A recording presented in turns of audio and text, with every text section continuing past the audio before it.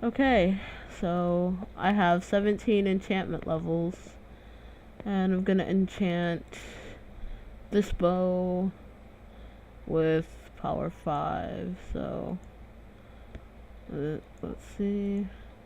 It says it costs 15 enchantment levels, and it says F sturdy bow. Let me fix that. I don't know why it does that. It says it costs 24 after I do that.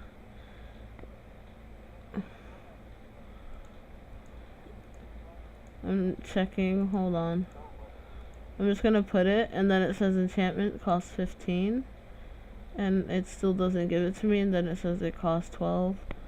So let me get it back, and I'm gonna take another charcoal out of here, and I have 18 levels now.